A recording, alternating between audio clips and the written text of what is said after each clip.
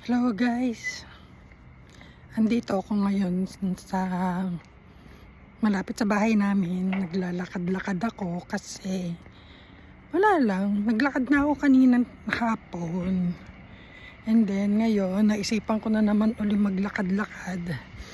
Kumbaga mag ano tayo ng sariwang hangin sa gabi. Ayan. At maliwanag naman, hindi naman nakakatakot maglakad dito sa Japan ng gabi. Actually, anong oras na ngayon dito? It's already 8 p.m. Walang masyadong yan yung drugstore. Marami namang madadaanan dito na maliwanag. Kaya, lakad-lakad lang, at least mga 10 minutes maglakad. Ayan. Medyo ito dito madilim, pero doon sa bandang yung sa may kanto maliwanag na doon. Madalang lang naglalakad dito guys. Ayan yung building na yan. Yan guys, apartment yan.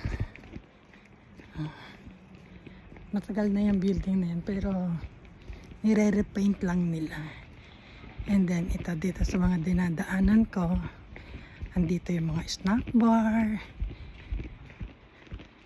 Japanese snack bar, Bangkok snack bar, tapos meron ditong massage parlor.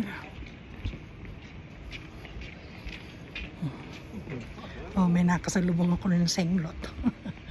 Tahimik lang mga lasing dito, hindi katulad dyan sa Pilipinas, yung iba na lasing lang nagwawala na.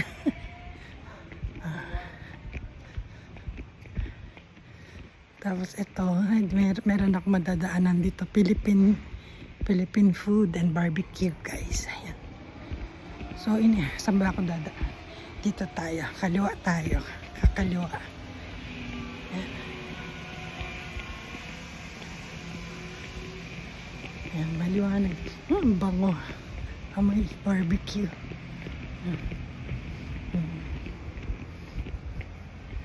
So nakikita nyo yan guys. Ayan yung super hotel na yan.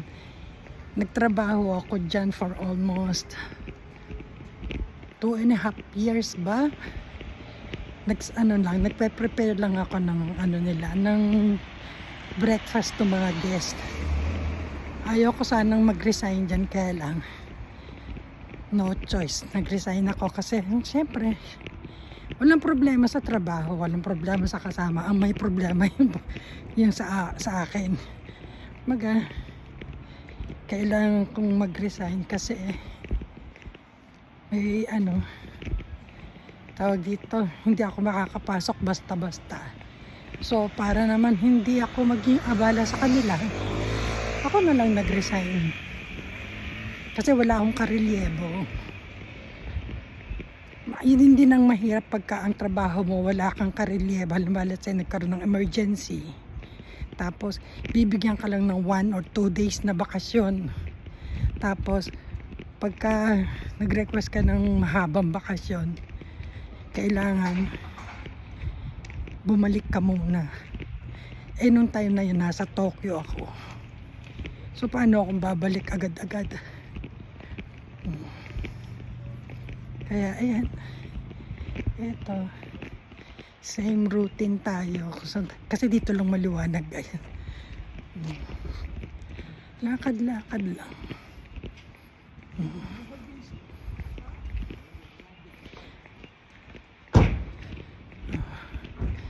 Kasi dito talaga guys maliwanag. Ayan, supermarket yan guys, pero kompleto yan. Sa loob niyan merong dry cleaning, merong drugstore, kompleto yan. Paglabas mo dyan, nakapamili ka na ng bonggang-bongga. Lakad-lakad lang, daan tayo sa mga maliliwanag.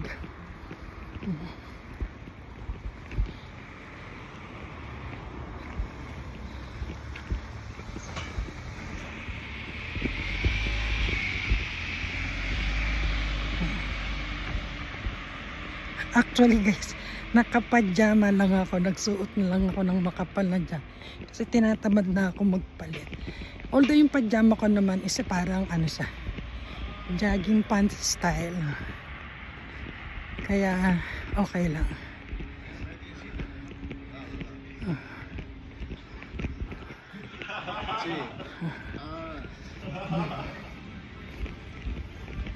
Oh, naririnig ko yung tunog ng slot machine.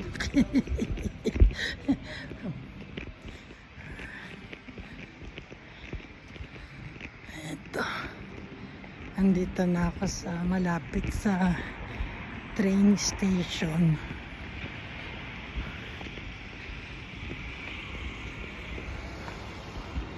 Tignan ko lang kung meron akong pinagtrabahuan dito na maliit lang siya na ano tawag dito, parang mini restaurant. Nag part time din ako dito, kaya lang yung puyat hindi ko na kinaya, kaya nag-resign ako. Dito medyo maraming tao kasi karamihan dito puro mga umise. Ibig sabihin ng umise is restaurant, bar, club. Ayan.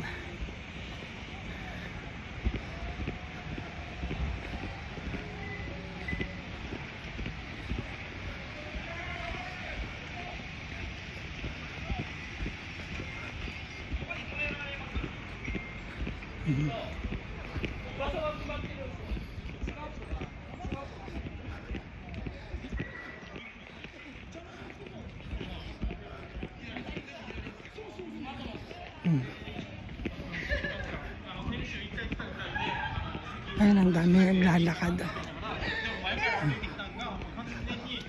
Kasi Sabado ngayon guys. Karamihan ng mga nagtatrabaho sa mga company tuwing sa Saturday, nagkakaroon sila ng yung mga drink gatherings ba, o kaya dinner gatherings, ganyan. Pagkatapos kumain, pagkatapos mag-dinner, ayan, inuman na.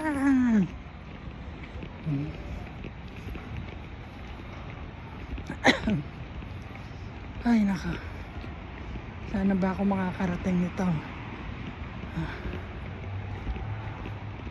Kahit 5 wala akong bit-bit. Pag nauhaw ako wala na nga.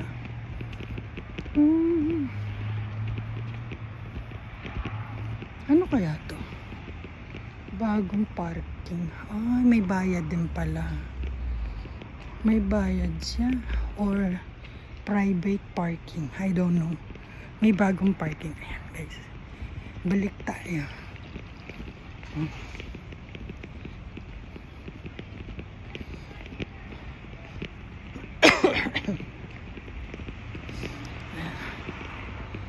Balik. Hanggang dito na lang muna guys, at ako'y nangangalay na yung kamay ko.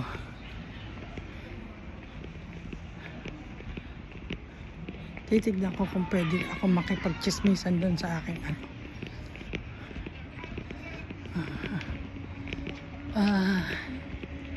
ay nako, Diyos me.